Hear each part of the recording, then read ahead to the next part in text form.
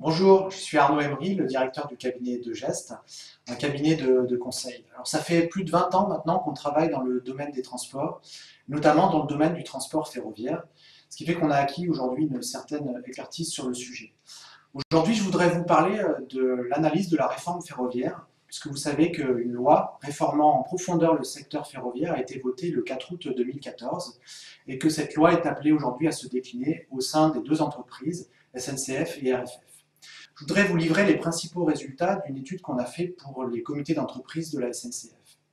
Et je voudrais organiser mon propos autour de la réponse à trois questions. La première question, c'est en quoi consiste cette réforme ferroviaire? La deuxième question, c'est est-ce que cette réforme atteint les objectifs qu'elle s'était fixés? Et la troisième question, c'est quels sont les impacts qu'on peut attendre de cette réforme ferroviaire sur le moyen terme? Alors à propos de la première question, qui est donc qu'est-ce que cette réforme ferroviaire? Il y a deux éléments de réponse à apporter à cette première question. Le premier élément de réponse, c'est que cette réforme ferroviaire cherche à unifier davantage deux dimensions aujourd'hui séparées au sein du secteur ferroviaire. La première dimension séparée, c'est que l'infrastructure appartient à RFF alors que les hommes appartiennent à la SNCF. Et l'idée, c'est de réunifier l'infrastructure et les hommes dans une même entreprise. Et le deuxième objectif, ici, à ce niveau, c'est de réunifier un peu plus la partie infrastructure avec la partie transport, c'est-à-dire réunifier dans un même groupe RFF et la SNCF.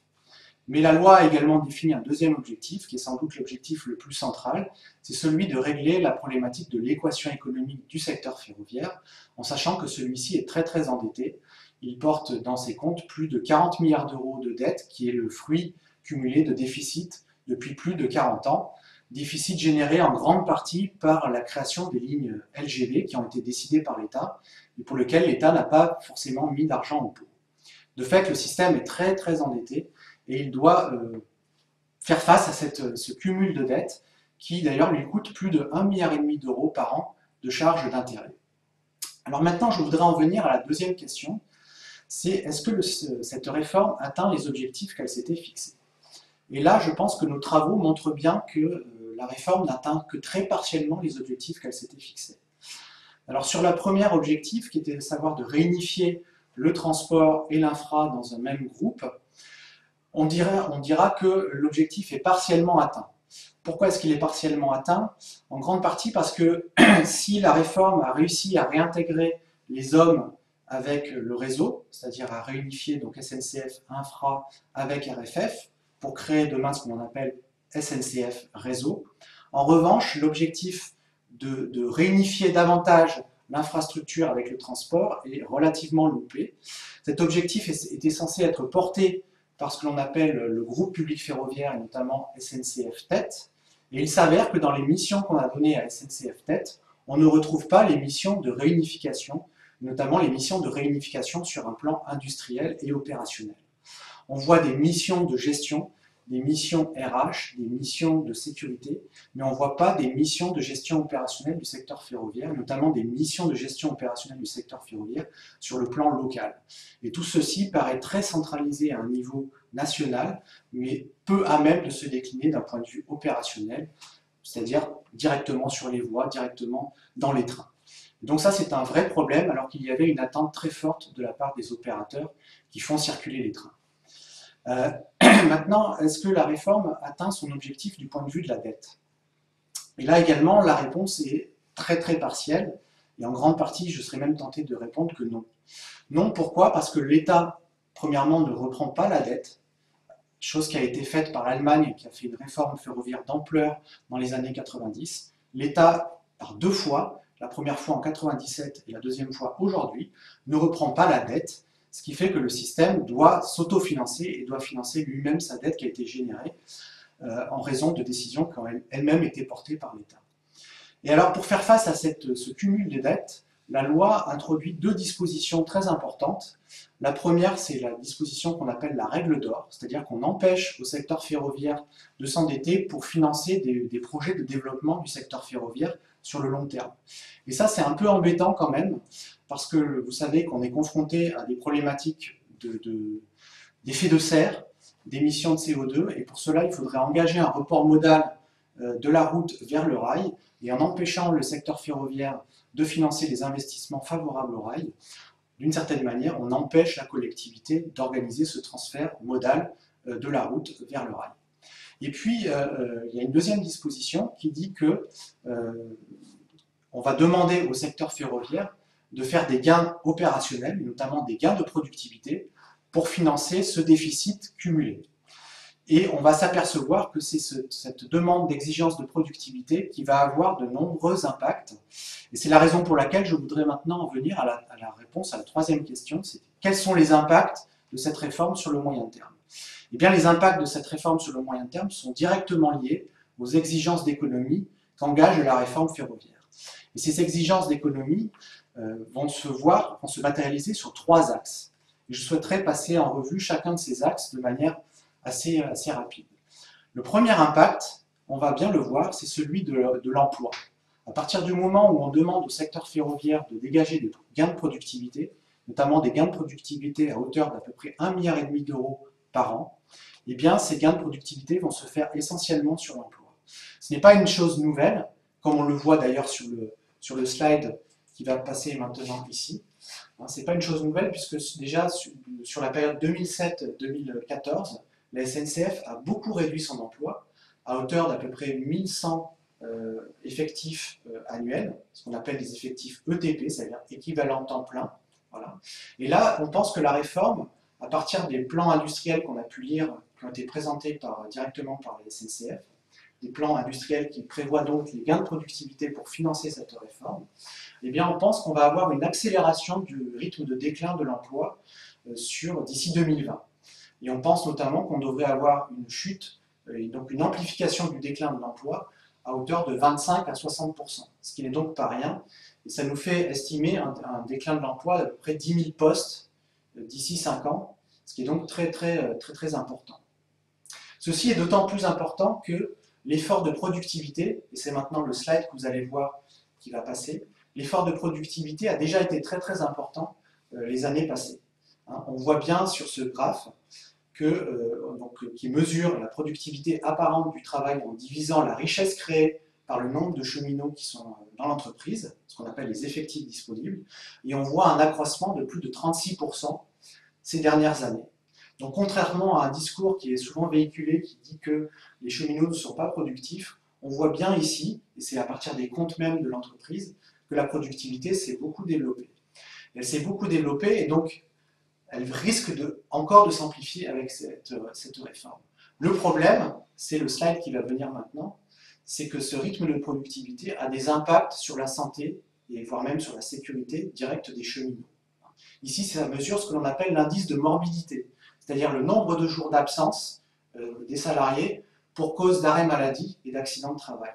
Et vous voyez qu'il y a une augmentation très importante de cet indice de morbidité au fur et à mesure de l'accélération de la productivité.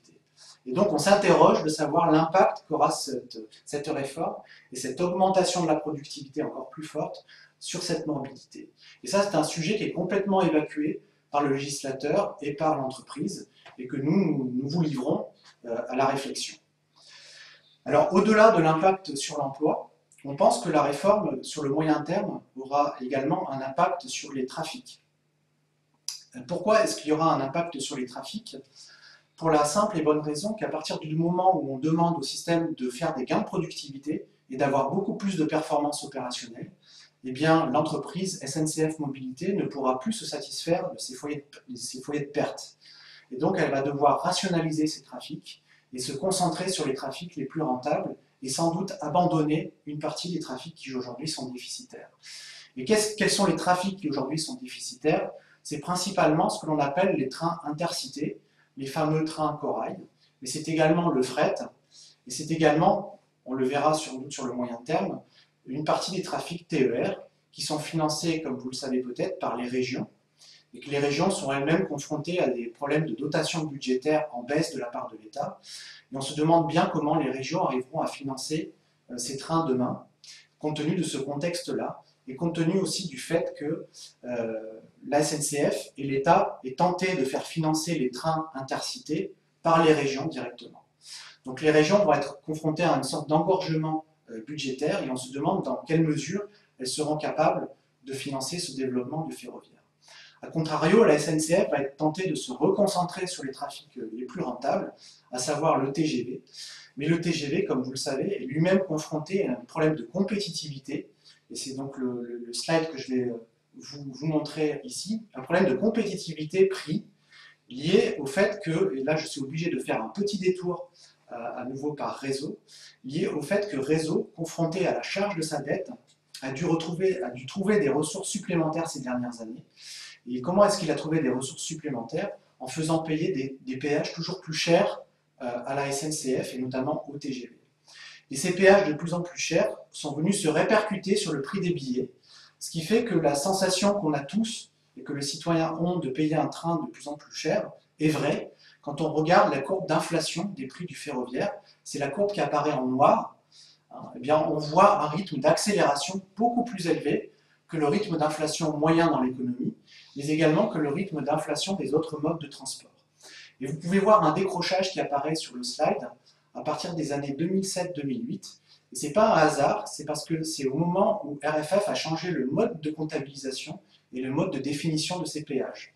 Elle est passée d'une notion, c'est un peu technique, une notion de péage au coût marginal, à une notion de péage au coût complet, ce qui lui a permis d'augmenter fortement son rythme d'accroissement des péages, qui sont donc venus se répercuter sur le prix des billets. Ce qui fait qu'aujourd'hui, on se retrouve avec un système un peu vicieux, et c'est le slide que je voudrais vous passer en revue, où on a une hausse du prix des péages qui se répercute sur le prix des billets des trains, qui fait perdre la compétitivité prix à l'opérateur ferroviaire, ce qui fait qu'on a une moindre progression des trafics en voyageurs kilomètres, puisqu'il faut savoir que les trafics du ferroviaire n'ont augmenté que de 2% sur la période 2008-2013, là où la voiture a augmenté plus de 14%. Donc c'est un impact très important qui fait diminuer par effet ricochet le nombre de trains kilomètres en circulation, ce qui vient diminuer le volume de péage perçu par RFF et donc demain par Réseau, entraînant donc un cercle infernal duquel aujourd'hui il est très difficile de sortir. Donc on pense que cette réforme va avoir des impacts sur les trafics, avec un effet de reconcentration sur les trafics les plus rentables, qui sont donc notamment circulés sur les voies d'ailleurs les plus empruntées, et un désengagement des trafics les moins rentables. Donc ce qui pose d'ailleurs un problème d'aménagement du territoire, d'aménagement et de desserte des territoires les moins bien irrigués. On risque sans doute d'avoir un renforcement de ce déséquilibre territorial sur le moyen terme avec la réforme et surtout le non-financement de cette réforme. Et puis je voudrais en terminer par le dernier impact qui est celui sur le réseau. La grande question, c'est de savoir si le réseau tel qu'il est aujourd'hui, c'est-à-dire à peu près 30 000 km de lignes, va pouvoir perdurer compte tenu de l'équation économique très serrée du système. Et là, malheureusement, nous sommes tentés de répondre que non, compte tenu du fait que Réseau, ex-SNCF, n'aura sans doute pas les moyens, n'a déjà plus les moyens de financer l'entretien et la maintenance de la totalité du réseau. Et d'ailleurs, Réseau, ces 2 dernières années, a déjà mis en place ce que l'on appelle la règle d'Orbis, qui dit que Réseau ne finance plus sur ses fonds propres l'entretien et la maintenance du réseau le moins circulé. Alors là, c'est également un petit peu technique. Le réseau le moins circulé, ça s'appelle le réseau UIC 7 à 9. Et c'est précisément ce réseau-là qui n'est plus financé, dont la charge d'entretien et de maintenance n'est plus financée par Réseau, et qui est renvoyé directement au financement des régions. Et on a vu tout à l'heure que les régions avaient déjà du mal à financer leurs trains, et on a donc du mal à voir comment elles seront en capacité elles-mêmes de financer le réseau sur lequel elles vont faire passer une partie des TER. Mais l'enjeu là, il n'est pas seulement sur les TER, il est aussi également sur le fret. C'est très important d'être informé sur cet enjeu fret de relativement court terme. Il faut savoir que les trains fret circulent sur les voies les moins empruntées, qu'on appelle dans le jargon technique le réseau UIC 7 à 9 sans voyageurs, donc un réseau qui est dédié au fret. Et ce réseau-là a une moyenne d'âge de plus de 75 ans, à peu près 75 ans, qui est très très vieux, avec un réseau très très dégradé. Et là également un autre petit point technique, c'est que l'indice de consistance de ces voies réseau 7 à 9 sans voyageurs est très très bas, et qu'on atteint quasiment un taquet du point de vue de la sécurité, ce qui veut dire qu'on va pratiquement bientôt le fermer. Et à partir du moment où on n'entretient plus ces voies, eh bien ces voies sont appelées à être fermées. Et c'était un nombre de kilomètres de voies très important, et compte tenu donc de cette équation économique très dégradée, on a du mal à penser que sur le moyen terme, la consistance actuelle du réseau va pouvoir perdurer et sans doute on va avoir une reconcentration des trafics et du réseau sur les portions les plus circulées. Ce qui, du point de vue de l'aménagement du territoire, je reviens à ma conclusion précédente, pose problème et qui, du point de vue des objectifs de report modal et des objectifs de Grenelle de l'environnement, etc., est sacrément problématique. Donc, en conclusion, je dirais que la réforme s'était fixé des objectifs ambitieux, mais une nouvelle fois, l'État qui se veut aujourd'hui stratège n'a pas les moyens de sa politique, il n'est pas en capacité d'atteindre véritablement les objectifs qu'il s'est fixés, et sans doute ça va être les salariés de l'entreprise, mais également les usagers qui vont payer cette réforme. Je vous remercie beaucoup pour votre écoute, et puis je vous dis à bientôt.